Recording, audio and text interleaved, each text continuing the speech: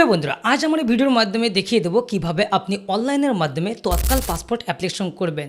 তৎকাল passport অ্যাপ্লাইয়ের জন্য কি কি ডকুমেন্টস আপনাকে রাখতে হবে, আপনার তৎকাল পাসপোর্ট অ্যাপ্লাই করতে গেলে আপনাকে কত টাকা ড্রাফট কাটাতে হবে, তৎকাল পাসপোর্ট আপনি কতদিনের মধ্যে পাবেন, পুলিশ ভেরিফিকেশন হবে কিনা, যদিও পুলিশ ভেরিফিকেশন হয় কি কি ডকুমেন্টস আপনাকে পুলিশ ভেরিফিকেশন দেখাতে হবে, তৎকাল পাসপোর্ট অনলাইনে আপনি কিভাবে আবেদন করবেন, কি কি ডিটেলস আপনাকে ইনপুট করতে হবে, আমার এই ভিডিওর মাধ্যমে আপনাদেরকে স্টেপ বাই স্টেপ দেখিয়ে দেবো এবং বুঝিয়ে দেবো একটি তৎকাল পাসপোর্ট অ্যাপ্লাই করতে গেলে বা ফ্রেশ পাসপোর্ট অ্যাপ্লাই করতে গেলে কি কি ডকুমেন্টস আপনার কাছে রাখা উচিত এবং ডকুমেন্টসে যদি ভুল থাকে সেগুলোকে আপনি কি করবেন, আপনি ম্যারিড হলে কি করবেন, আনম্যারিড হলে কি করবেন, আপনি মাধ্যমিক পাস থাকলে আপনি কি পাসপোর্ট পাবেন, ইসিআর পাবেন কি নন ইসিআর পাবেন। আজকে আমার এই ভিডিওর মাধ্যমে ফুল ডিটেলস আপনাদেরকে স্টেপ বাই স্টেপ দেখিয়ে দেবো। পাসপোর্ট অ্যাপ্লিকেশন করার জন্য আপনি প্রথমে পাসপোর্ট সেবা পোর্টালটি ওপেন করে নেবেন। তো আজকে আমি কি দেখাবো, আপনি তৎকালে কিভাবে আপনি নতুন পাসপোর্ট করবেন, তৎকাল পাসপোর্ট কেন করা হয়। আমার ইমার্জেন্সি পাসপোর্টের প্রয়োজন হয়, আমি সেই ক্ষেত্রেই কিন্তু তৎকাল পাসপোর্ট অ্যাপ্লাই করতে চাচ্ছি, তাই না। আমি তৎকাল পাসপোর্টে অ্যাপ্লাই করলে কতদিনে পাবো, আমি কিন্তু তৎকাল পাসপোর্ট যদি অ্যাপ্লাই করি তাহলে কিন্তু মিনিমাম 3 থেকে 5 দিনের মধ্যেই কিন্তু আমি বাই পোস্টের মাধ্যমে অফিস করার 3 থেকে 4 দিন মধ্যেই আমি পাসপোর্ট বাড়িতে বসে পেয়ে যাব। তো এই তৎকাল পাসপোর্ট কীভাবে আপনি অনলাইনে অ্যাপ্লাই করবেন, তার জন্য পাসপোর্ট সেবা পোর্টালটি ওপেন করে নেবেন। আপনার যদি রেজিস্টার থাকে, এই পাসপোর্ট সেবা পোর্টালে যদি রেজিস্টার থাকে তাহলে রেজিস্টারে আপনি লগ ইনে ক্লিক করবেন, যদি না থাকে তাহলে রেজিস্টারে ক্লিক করবেন। রেজিস্টারে ক্লিক করার পর এখানে প্রথমে আসবে আপনার পাসপোর্টের যে অফিস রয়েছে, সেই অফিস কিন্তু আপনাকে এখানে চুজ করতে হবে। পাসপোর্ট অফিস চুজ করে নেবেন। চুজ করার পর আপনি কি করবেন, তারপর ফুল নেম, আপনার ইমেল আইডি এবং ইমেল আইডি যদি আপনি আইডি হিসেবে ব্যবহার করতে চান তাহলে রাখতে পারেন, ইয়েস করতে পারেন, না হলে আপনি ম্যানুয়াল এই আইডিও কিন্তু এখানে চুজ করতে পারেন। তারপর এখানে আপনার পাসওয়ার্ড ক্রিয়েট করতে হবে। আপনার একটি মনে রাখার মতো একটি পাসওয়ার্ড ক্রিয়েট করে নেবেন। তারপর সাইন আপে ক্লিক করবেন। সাইন আপে ক্লিক করার সাথে সাথে আপনার মোবাইলে কিন্তু একটি ওটিপি আপনার ইমেল আইডিতে একটি ওটিপি যাবে। সেই ওটিপিটা বসালেই কিন্তু আপনি তারপর সাইন আপে ক্লিক করবেন, আপনারা কিন্তু রেজিস্টার কমপ্লিট হয়ে যাবে। আমার যেহেতু অলরেডি রেজিস্টার রয়েছে, আমি কি করব, সাইন ইনে ক্লিক করব। সাইন ইনে ক্লিক করার পর এখানে আমার যে আইডি রয়েছে, আমি যে আইডি ক্রিয়েট করেছি সেই আইডিটা এখানে বসিয়ে দেবো এবং আমি কন্টিনিউয়ে ক্লিক করব। কন্টিনিউয়ে ক্লিক করার পর এখানে আমি রেজিস্টারের সময় যে পাসওয়ার্ডটি ক্রিয়েট করেছিলাম সেই পাসওয়ার্ডটি কিন্তু এখানে আমি বসিয়ে দেব এবং বসানোর পর নিচে যে সাইন ইন অপশন রয়েছে এই সাইন ইনে ক্লিক করব। সাইন ইনে ক্লিক করার সাথে সাথে আমার কিন্তু পাসপোর্ট সেবার যে মেন ড্যাশবোর্ড রয়েছে সেই ড্যাশবোর্ড কিন্তু আমার খুলে যাবে। তো আমার ড্যাশবোর্ড খুলে গেছে এবং আমি এখানে কোথায় যাব, আমি যেহেতু নতুন পাসপোর্ট অ্যাপ্লাই করব, তৎকালে অ্যাপ্লাই কীভাবে করব সেই প্রসেস দেখাবো। তো আমি এখানে সার্ভিসে যাব। সার্ভিসে যাওয়ার পর এখানে দেখুন অনেক অপশন রয়েছে। আপনি ফার্স্টে যেটা রয়েছে অ্যাপ্লাই ফর ফ্রেশ পাসপোর্ট বা রিইস্যু অফ পাসপোর্ট, তো আমি এখানে ক্লিক করব। আমি যেহেতু নতুন পাসপোর্ট ফ্রেশ পাসপোর্ট অ্যাপ্লাই করব, আমি এখানে অ্যাপ্লাই করব এবং এখানে কোনো কিছুতে হাত দেবেন না, জাস্ট আপনি স্কিপ ফর নাওয়ে ক্লিক করবেন। স্কিপ ফর নাওয়ে ক্লিক করার পর এখানে পাসপোর্ট অফিস চুজ হয়ে থাকবে, তারপর নেক্সটে ক্লিক করবেন। নেক্সটে ক্লিক করার পর এবার আসছে আপনার পাসপোর্ট টাইপ। এখান থেকে আপনাকে পাসপোর্ট টাইপ চুজ করে নিতে হবে। ফ্রেশ পাসপোর্ট অ্যাপ্লাই করতে চাইছেন না রিইস্যু। আমি যেহেতু ফ্রেশ পাসপোর্ট মানে নতুন পাসপোর্ট অ্যাপ্লাই করব, তো আমি ফ্রেশে অ্যাপ্লাই চুজ করলাম এবং এখানে রয়েছে টাইপ অফ অ্যাপ্লিকেশন 2 ধরনের, তৎকালে আর নর্মালে। যদি আপনি নর্মালে অ্যাপ্লিকেশন করতে চান তাহলে নর্মাল সিলেক্ট করবেন, যদি আপনি তৎকালে অ্যাপ্লাই করতে চান তাহলে কিন্তু তৎকাল সিলেক্ট করবেন। আমি যেহেতু তৎকালে অ্যাপ্লাই করব আমি তৎকাল সিলেক্ট করে নিলাম এবং নিচে আসুন টাইপ অফ পাসপোর্ট বুকলেট। আপনি যে পাসপোর্টের বইটি হবে সেটা কত পেজে নিতে চাইছেন, 36 পেজ না 60 পেজের। 60 পেজ যদি হয় তাহলে কিন্তু আপনার আরও এক্সট্রা 500 টাকা ড্রাফট কাটাতে হবে। এবং এখানে যেটা বলা হয়নি, নর্মাল পাসপোর্টে অ্যাপ্লাই করলে আপনি যদি নর্মালি অ্যাপ্লাই করেন তাহলে কিন্তু আপনার 1500 টাকা ড্রাফট কাটতে হবে। যদি আপনি তৎকালে অ্যাপ্লাই করেন তাহলে কত টাকা চার্জ কাটবে, 3500 টাকা ড্রাফট কাটতে হবে। আমি যেহেতু তৎকালে অ্যাপ্লাই করছি সেই ক্ষেত্রে আমাকে কিন্তু 3500 টাকা পে করতে হবে। আর আমি যদি 36 পেজ চুজ করি তাহলে কিন্তু ওই 3500-এর মধ্যে হয়ে যাবে। যদি আমি 60 পেজের পাসপোর্ট নিতে চাই তাহলে কিন্তু আরও 500 টাকা আমাকে ভরতে হবে। তো আমি 60 পেজ নেবো না, আমি 36 পেজই চুজ করলাম এবং সেভ অ্যান্ড নেক্সটে ক্লিক করব। সেভ অ্যান্ড নেক্সটে ক্লিক করার পর এখানে আসবে অ্যাপ্লিক্যান্ট ডিটেলস, মানে আপনার ডিটেলস কিন্তু এই পেজটিতে পুরো যেখানে যেমন রয়েছে ভরতে হবে। তো আমি ভরে দেখিয়ে দিচ্ছি কিভাবে আপনারা এই ডিটেলসগুলো ইনপুট করবেন। প্রথমে কি বলছে, গিভেন নেম। গিভেন নেম আপনার নামের ফার্স্ট এবং মিডল নেম এই একই ঘরে বসাতে হবে। আমার নাম যেহেতু জসিম, আমি জসিম বসালাম। যদি আমার মিডল নেম থাকতো উদ্দিন তাহলে কিন্তু এখানেই প্রেস মেরে বসে দিতাম। বুঝতে পারলেন? তো আমি এখানে জসিম বসিয়ে দিলাম, তারপর আমি সারনেমটি এখানে বসাবো, সারনেম ঘরে বসাবো। তারপর আমি এখান থেকে আমার জেন্ডার চুজ করব, তারপর আমি কখনো নাম চেঞ্জ করেছি কিনা নো, তারপর এখানে আমার অন্য নামে ডাকা হয় কিনা এই সমস্তগুলো নো করব। এবং আপনার ডেট অফ বার্থটি এই ক্যালেন্ডার থেকে চুজ করে নেবেন। আমি আমার ডেট অফ বার্থটি এখানে বসে দিলাম। তারপর is your place of birth out of India no করবেন। এবং আপনার যে প্লেস অফ বার্থ রয়েছে সেই প্লেস অফ বার্থটি কিন্তু এখানে বসাতে হবে। প্লেস অফ বার্থ আপনার জন্মের জায়গা, মানে আপনি কোন জায়গাতে জন্মিয়েছেন। আপনার বার্থ সার্টিফিকেট কিন্তু থাকে, আপনার যদি বার্থ সার্টিফিকেট থাকে তাহলে কিন্তু সেখানে দেওয়া থাকবে। আর একটা কথা বলে দিই, আপনার বার্থ সার্টিফিকেট যদি ওল্ড হয় অবশ্যই কিন্তু আপনি ডিজিটাল করে নেবেন। ওকে, তো আমি আমার প্লেস অফ বার্থটি এখানে বসে দিচ্ছি। তো আমি প্লেস অফ বার্থ বসে দিলাম এবং আমার স্টেট এখান থেকে চুজ করে নেব। তারপর আমি আমার ডিস্ট্রিক্টটা চুজ করে নেব। তারপর আমি আমার ম্যারিটাল স্ট্যাটাস, এখানে দেখুন ম্যারিটাল স্ট্যাটাস মানে আপনি ম্যারিড, আনম্যারিড, সেপারেট, উইডো যেটা হবেন সেটা চুজ করে নেবেন। আমি সিঙ্গেল চুজ করছি, আপনি যদি ম্যারিড হন তাহলে কিন্তু এখান থেকে ম্যারিড চুজ করবেন। আর একটা কথা, যদি ম্যারিড হয়ে থাকেন তাহলে কিন্তু আপনাকে ম্যারিজ সার্টিফিকেট অবশ্যই শো করাতে হবে।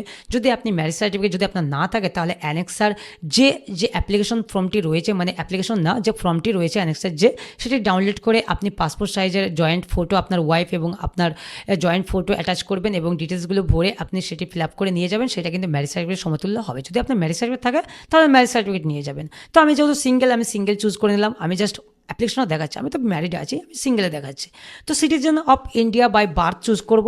তারপর আমার প্যান কার্ড রয়েছে, আমি কিন্তু এখানে আমার প্যান কার্ড নম্বরটি এখানে বসিয়ে দেবো এবং তারপর আমি আমার ভোটার কার্ড নম্বরটি এই ঘরে আমি বসিয়ে দেবো। আপনার ভোটার কার্ড নম্বরটি আপনি বসিয়ে দেবেন। ওকে, তারপর কি বলছে এখানে আসুন, এমপ্লয়মেন্ট টাইপ, আপনি কোন ধরনের কাজ করেন। Government service, home maker, not employed, self employed, আপনি স্টুডেন্ট হলে স্টুডেন্ট, যেটা আপনি হবেন সেটা করবেন। যদি আপনি কোনো রকম কাজ না করে থাকেন তাহলে নট এমপ্লয়েড বা সেলফ এমপ্লয়েড দিলেও চলবে। আমি সেলফ এমপ্লয়েড বসে দিলাম এবং এখানে আপনার যেটা রয়েছে either of parents in case minor, এটা নো করবেন। এবং তারপরে আছে এডুকেশন কোয়ালিফিকেশন, আপনি পড়াশোনা কতদূর করেছেন। আপনি যদি মাধ্যমিক পাস হয়ে থাকেন বা 12 ক্লাস পাস হয়ে থাকেন, তাহলে 10 পাস অ্যান্ড অ্যাবভ চুজ করবেন। যদি আপনি গ্র্যাজুয়েশন হয়ে থাকেন তাহলে নিচেরটা গ্র্যাজুয়েশন চুজ করবেন। যদি আপনি 8 পাস বা 9 পাস হয়ে থাকেন তাহলে বিটুইন 8 অ্যান্ড 9 স্ট্যান্ডার্ড, এবং তারও নিচে হলে এটা চুজ করবেন 7 অর লেস।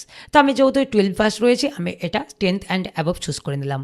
এবং এর সাথে সাথে কিন্তু দেখুন নন সিনিয়রটা ইএসএ অপশানে চুজ হয়ে গেছে। এবার এখানে আসুন, ভিজিবল ডিস্টিংগুইশিং মার্ক, আপনার যদি শরীরে কোনো রকম আইডেন্টিফিকেশন মার্ক থাকে তাহলে এখানে বসাতে পারেন, যেমন মোল, কাটা দাগ, কোনো ব্ল্যাক দাগ, কোনো কিছু থাকলে আপনি বসাতে পারেন।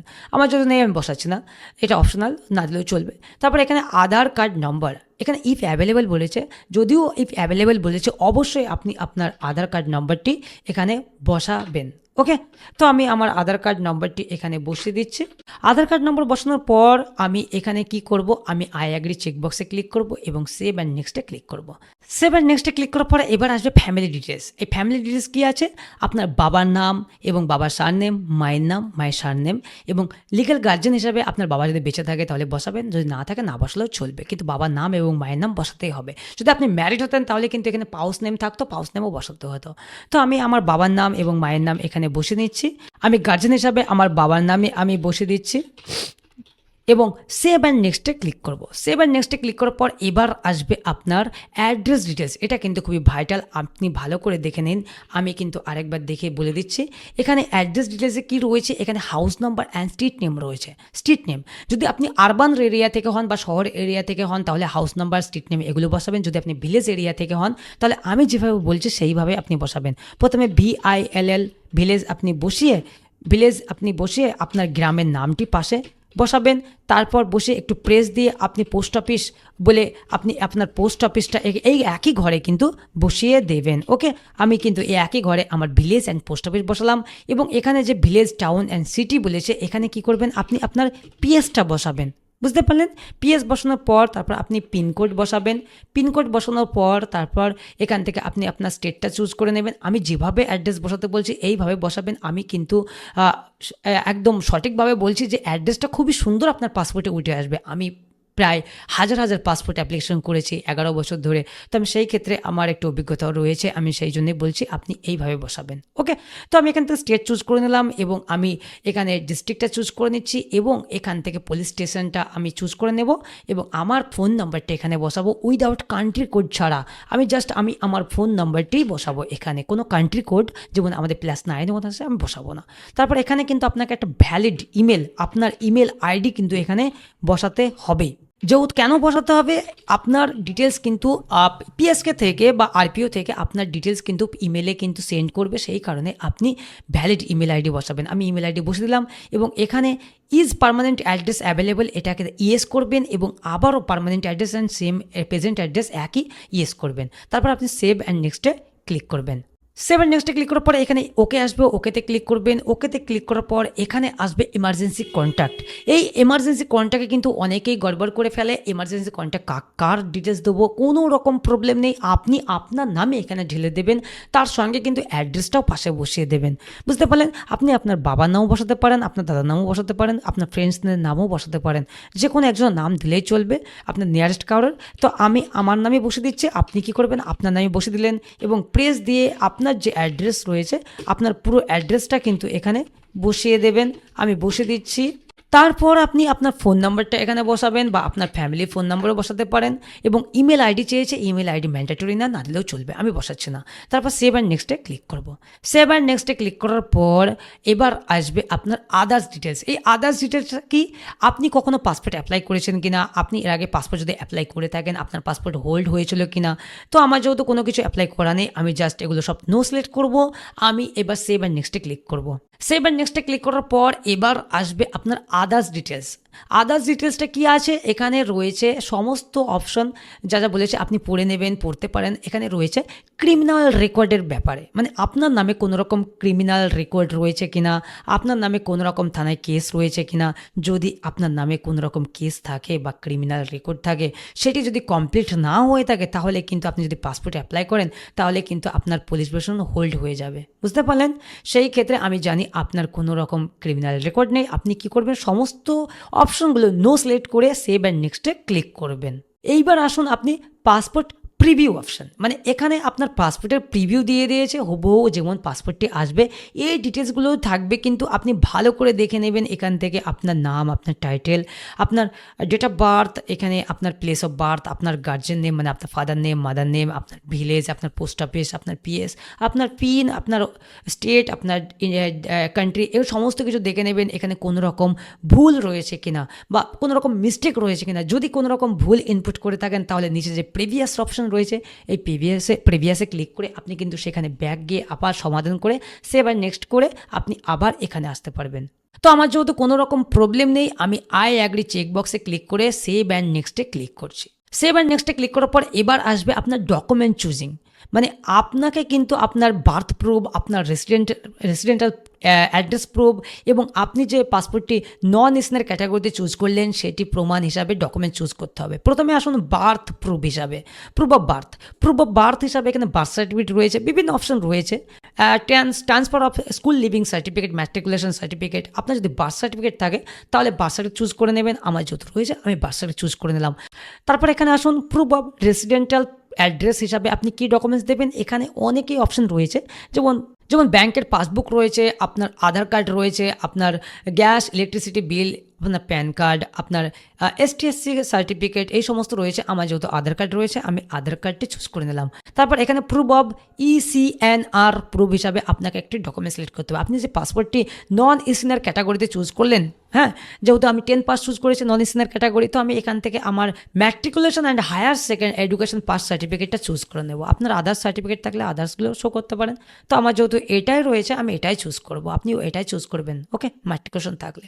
তারপর এখানে যে অ্যানেক্সার ডিটেলসগুলো রয়েছে এগুলো কোনো রকম আপনাকে কিছু করতে হবে না। আপনি কিন্তু এই ওয়েবসাইট থেকে আন্ডারটেকিং একটি ফর্ম আসবে, আন্ডারটেকিং ফর্মটি ডাউনলোড করবেন। সেটি কিন্তু তৎকাল পাসপোর্ট অ্যাপ্লাই করলে সেটি লাগে অফিসের সময়ে, যদি নাও নিয়ে যান সমস্যা নেই। ওখান থেকে যদি বলে আন্ডারটেকিং ফর্মটি লাগবে তাহলে আপনি বাইরে কোনো দোকান থেকে, সাইবার ক্যাফে থেকে বা অফিস থেকে আপনার দিয়ে দেবে, সেখান থেকে আপনি ফিল করে একটু আপনার ডিটেলসগুলো ভরে আপনি জমা দিয়ে দেবেন। তো আমি এখানে আই অ্যাগ্রি চেক বক্সে ক্লিক করব এবং প্লেসের হিসাবে আমি আমার ভিলেজ নেম বা আমার ব্লকের নামটি বসে দিচ্ছি। তারপর আমি এখানে সেভে ক্লিক করব। সেভে ক্লিক করার পর এখানে ওকে অপশন আসবে, আমি ওকে অপশনে ক্লিক করব এবং ওকে অপশনে ক্লিক করার পর এখানে দেখুন সাবমিট অপশন রয়েছে। আমি যদি সাবমিট অপশনে ক্লিক করি আমি কিন্তু আর ব্যাক যেতে পারবো না। সেই ক্ষেত্রে আমি একবার কি করব, আমি প্রিভিউ ক্লিক করব। প্রিভিউ ক্লিক করলে কি হবে, আমি যে ডিটেলসগুলো ইনপুট করেছি পুরো ডিটেলসগুলো কিন্তু এখানে শো করছে। আমি একবার দেখে নেব আমার সমস্ত ডিটেলস ঠিক রয়েছে কিনা। যদি ঠিক থাকে আমি নিচে আসবো এবং ক্লোজ করে দেবো।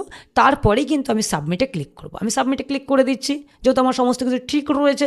সাবমিটে ক্লিক করার পর এবার আসবে পে অ্যান্ড শিডিউল অ্যাপয়েন্টমেন্ট। এই শিডিউল অ্যান্ড অ্যাপয়েন্টমেন্টে ক্লিক করবেন এবং আপনাকে কিন্তু আপনার একটা পিএসকে অফিস চুজ করে নিতে হবে এবং ডেট চুজ করতে হবে। তো আমি আমার নিয়ারেস্ট যেটা হবে, যেটা ভালো পাসপোর্টের ক্ষেত্রে সবথেকে ভালো কাছাকাছি যে অফিসটা হবে আমি সেটাই চুজ করব। তো আমি বহরমপুর চুজ করে নিলাম এবং এখানে ক্যালেন্ডার থেকে আমার যে ক্যালেন্ডার রয়েছে এই ক্যালেন্ডার থেকে আমি যে সবুজ কালারের যে ডেটগুলো রয়েছে এই ডেটগুলোতেই কিন্তু আমি অফিস করতে পারবো এবং আমি চুজ করে অ্যাপয়েন্টমেন্ট চুজ করতে পারবো। তো আমি যেহেতু তৎকালে অ্যাপ্লাই করছি, তৎকালে অ্যাপ্লাই করার কারণ কি, আমি যাতে পাসপোর্টটি খুব তাড়াতাড়ি পেয়ে যাই, মানে আমি এই জন্যই তৎকালে অ্যাপ্লাই করছি যাতে আমি পাসপোর্ট তাড়াতাড়ি পেয়ে যাই। তো আমি লেট কেন করবো, তো আমি সেই ক্ষেত্রে আমি আজ 26 তারিখ, আমি কালকে 27 তারিখে আমি চুজ করে নিচ্ছি এবং আমার যেহেতু সমস্ত ডকুমেন্টস রেডি রয়েছে। যদি আপনার রেডি না থাকে তাহলে সেই ক্ষেত্রে আপনি একদিন দুদিন বা আপনার ইচ্ছা মতো আপনি ডেট নিতে পারেন। তো আমি যেহেতু আমার খুবই এমার্জেন্সি রয়েছে আমি সেই ক্ষেত্রে 27 তারিখ মানে আগামীকালই আমি চুজ করে নিলাম এবং মেক পেমেন্টে ক্লিক করব এবং ইয়েস বা ওকেতে ক্লিক করব। তারপর এখানে নিচে আসুন পে নাও অপশন রয়েছে, এই পে নাওয়ে কিন্তু ক্লিক করবেন। পে নাওয়ে ক্লিক করার পর সোজা কিন্তু আপনার পেমেন্ট অপশনে চলে যাবে। দেখুন আমার কিন্তু পেমেন্ট অপশনে চলে এসেছে। এখান থেকে আমি নেট ব্যাঙ্কিং, ডেবিট কার্ড, যা ইচ্ছা ইউপিআই আপনি পেমেন্ট করতে পারেন। আমি ইউপিআই চুজ করে নিচ্ছি, ইউপিআই সব থেকে সুবিধা। ইউপিআই চুজ করার পর এখানে কিন্তু আপনার পেমেন্ট ডিটেলস চলে এসেছে এবং এখানে দেখুন আমার নাম, আমার ফিজ, দেখুন এখানে দেখুন 3,500 টাকা ফিজ কিন্তু আপনাকে শো করছে, মানে আপনি যে তৎকাল পাসপোর্ট অ্যাপ্লাই করছেন আপনাকে 3,500 টাকা পেমেন্ট করতে হবে, বুঝতে পারলেন। তারপর আপনি কি করবেন, এখানে কনফার্মে ক্লিক করবেন। কনফার্মে ক্লিক করার সাথে সাথে এখানে আপনার কিউআর কোড দিয়ে দেবে এবং কিউআর কোড চলে এসেছে। আমি এই কিউআর কোডে আমি ফোনপে, গুগল পে থেকে আমি স্ক্যান করে আমার এই 3,500 টাকা তৎকাল চার্জের জন্য 3,500 টাকা পে করে দিচ্ছি। তো পে করে দেওয়ার পর তো আমার পে কমপ্লিট এবং আমার কিন্তু অ্যাকনোলেজমেন্ট চলে আসবে। আমি এই অ্যাকনোলেজমেন্টটা আমি একটা প্রিন্ট করে নেব, ডাউনলোড করে আমি প্রিন্ট করে নেব। এই অ্যাকনোলেজমেন্ট প্রিন্ট করে আমি সাথে করে নিয়ে যাব কোথায়, আমি যে পাসপোর্ট অফিস চুজ করলাম সেইখানে বহরমপুর চুজ করলাম, যে টাইমে পড়েছে আমি সেই টাইমে বা সেই ডেটে আমাকে যেতে হবে। কী নিয়ে যেতে হবে সাথে তৎকালের জন্য, আপনি নর্মালে করুন, তৎকালে করুন, যাতেই করবেন আপনাকে কিন্তু ডকুমেন্টস হিসাবে আপনার Aadhaar card, voter card, PAN card, আপনার বার্থ সার্টিফিকেট, আপনি যদি 10 পাস হয়ে থাকেন তাহলে 10 পাস সার্টিফিকেট, এই সমস্ত ডকুমেন্টস আপনাকে কিন্তু অরিজিনাল নিয়ে যেতে হবে, বুঝতে পারলেন। আপনি চাইলে আপনার ড্রাইভিং লাইসেন্স, আপনার ব্যাংকের পাসবুক এবং এগুলো আদার্স আপনার আরও ডকুমেন্টস থাকলে সেগুলো সাথে করে নিয়ে যেতে পারেন এবং আপনার পিতা এবং মাতার মানে আপনার বাবা মায়ের আধার, ভোটার এগুলো ডকুমেন্টসগুলো সাথে করে নিয়ে যাবেন। কোনো রকম মিস্টেক করবেন না, অরিজিনাল নিয়ে যেতে ভুলবেন না। তো আপনি যেটা অ্যাকনোলেজমেন্টটা ডাউনলোড করলেন এই অ্যাকনোলেজমেন্টটা প্রিন্ট করে নেবেন এবং আপনার সমস্ত ডকুমেন্টস অরিজিনাল নিয়ে আপনি যে পাসপোর্ট অফিসে আপনি অ্যাপয়েন্টমেন্ট চুজ করলেন সেই অফিসে যাবেন। সেখান থেকে ডকুমেন্টস আপনাকে ভেরিফাই করবে, সমস্ত ডকুমেন্টস ভেরিফাই করে আপনার ফাইল গ্রান্টেড হয়ে যাবে। গ্রান্টেড হয়ে যাওয়ার পর আপনি চলে আসলেন, তারপরে 3 থেকে 4 দিনের মধ্যেই কিন্তু আপনি দেখবেন আপনার পাসপোর্ট বাইপোস্টের মাধ্যমে আপনি বাড়িতে বসেই পেয়ে যাবেন।